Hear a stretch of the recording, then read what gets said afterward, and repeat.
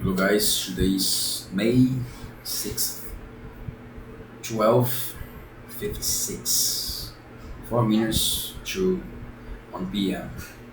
Let's continue our Christmas Carol book reading series. Let's go. But they didn't devote the whole evening to music. After a while, they played at forfeits, for it is, for it is, for it is good to be children sometimes, and never better than at Christmas, when its mighty founder was a child himself. Stop! There was first a game at blind man's buff. Of course there was, and I no more believe Topper was really blind man than I believe he had eyes in his boots. My opinion is that it was a done thing between him and Scrooge's nephew, and that the ghost of Christmas present knew it. That the way he went after the plump sister in the lace tucker was an outrage on the credulity of human nature. Knocking down the fire irons, tumbling over the chairs, bumping against the piano, smothering himself among the curtains. Wherever she went, there went he. He always knew where the plump sister was.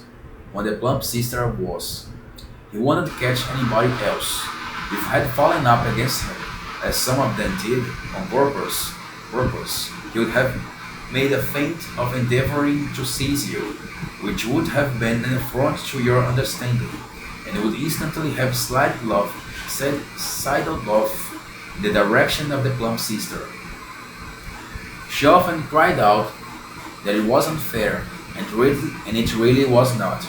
But when at last he caught her, when, in spite of all her silken heart rustling and her rapidly fluttering past him, he got her into a corner whence there was no escape, then his conduct was the most execrable. For his pretending not to know her, his pretending that it was necessary to touch her headdress, and further to assure himself of her identity by pressing a certain ring upon her finger and a certain chain about her neck, was vile, monstrous. No doubt she told him her opinion of it, when another blind man being in office, they were so very confidential together, behind the curtains. Scrooge's niece was not one of the blind man's buff party, but was made comfortable with a large chair and a footstool, in a snug corner where the ghost and Scrooge were close behind her. But she joined the forfeits, and loved her love to admiration with all the letters of the alphabet. Likewise, at the game of how, when, and where, she was very great, and to the secret of joy of Scrooge's nephew, beat her sisters hollow,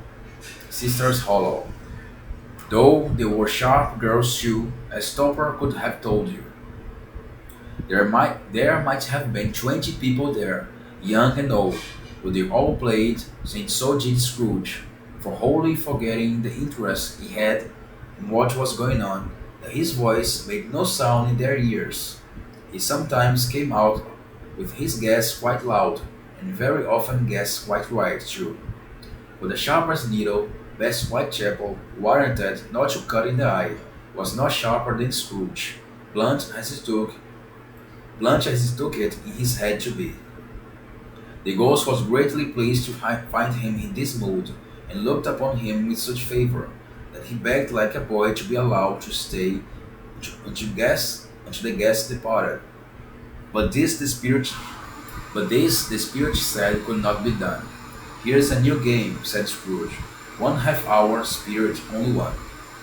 It was a game called Yes and No, where Scrooge's nephew had to think of something, and the rest must find out what, he only answering to their questions yes or no. And the case was. The brisk fire of questioning to which he was exposed elicited from him that he was thinking of an animal, a live animal, rather a disagreeable animal, a savage animal, an animal that growled and grunted sometimes, and talked sometimes, and lived in London, and walked about the streets, and wasn't made a show of, and wasn't led by anybody, and didn't live in menagerie, and was never killed in a market, and was not a horse, or an ass, or a cow, or a bull, or a tiger, or a dog, or a pig, or a cat, or a bear. And every fresh question that was put to him, this nephew burst into a fresh roar of laughter, and was so inexpressibly tickled that he was obliged to get up off the sofa and stamp. At last, the plump sister, falling into a similar state, cried out, I found it! I found it out! Imaginei. I know what it is, Fred. I know what it is. What is it? Cried Fred. It's your uncle Scrooge. It's your uncle Scrooge. It's your uncle Scrooge. It's your uncle Scrooge. Scrooge. It's your uncle Scrooge. It's your uncle Scrooge. Which it certainly was. Admiration was the universal sentiment, though some objected. The reply is it a bear? What you have bear? Yes. Inasmuch as an answer in the negative was sufficient to have diverted their thoughts from Mr. Scrooge, supposing they had ever had tendency that way. He has given us plenty merriment, I'm sure, said Fred. It would be ungrateful not to drink his health. Here is a glass of mulled wine ready to our hand at the moment. And I say, Uncle Scrooge. Well, Uncle Scrooge, they cried. A Merry Christmas and a Happy New Year to the old man, whatever he is, said Scrooge's nephew.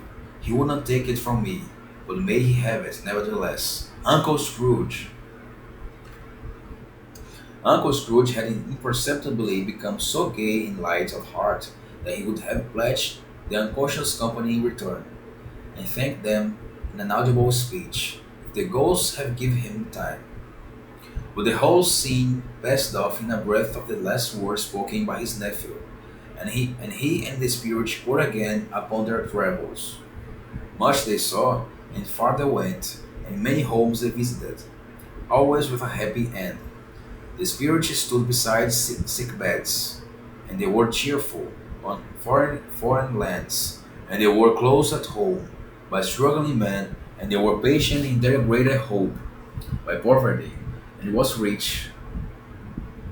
In almshouse, hospital, and jail, in misery's every refuge, where vain man in his little brief authority had not made fast the door and barred the spirit out, he left his blessing and taught Scrooge his precepts. It was a long night, if it were only a night, but Scrooge had his doubts of this, because the Christmas holidays appeared to be condensed into the space of time they passed together.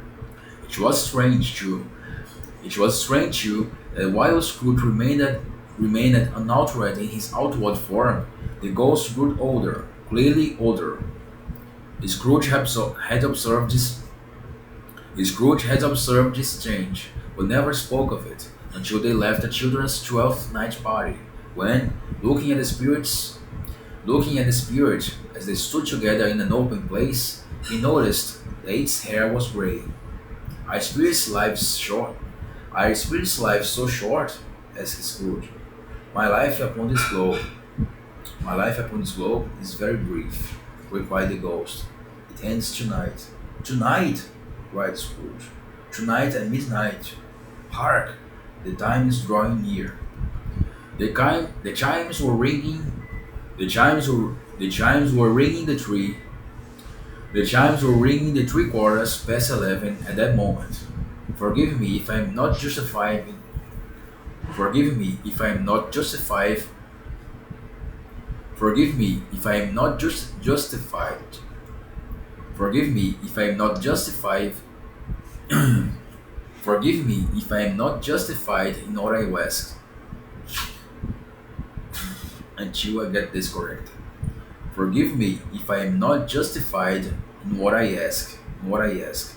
In what I ask. In what I ask. Forgive me if I am not justified in what I ask. Forgive me if I am not justified in what I ask, said Scrooge, looking intently at the spirit's robe. But I see something strange. and not belonging to yourself, protruding from your skirts. Is it a foot or a claw? Is it a foot or a claw? Is it a foot or a claw? It might be a claw, for the flesh there is upon it.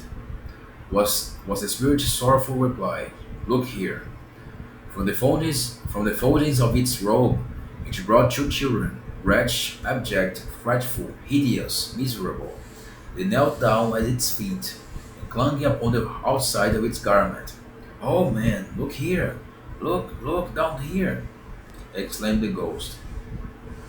They were a boy and a girl, yellow, meager, ragged, scowling, wolfish, but prostrate too, in their humility, where graceful youth should have filled their features out, and touched them with its freshest tints, a stale and shriveled hand, like that of age, impeached, and twisted them, and pulled them in shreds, where angels might have sat enthroned, devils lurked, and glared out menacing.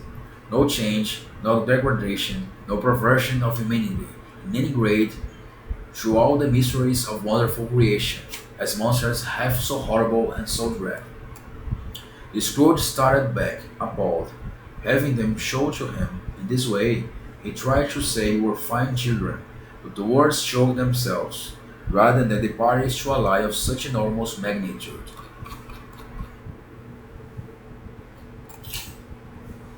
Okay, when we finish here, we're gonna still talk about, read about the present spears, ghost spears, the Christmas ghost of present in the next episode. See you then.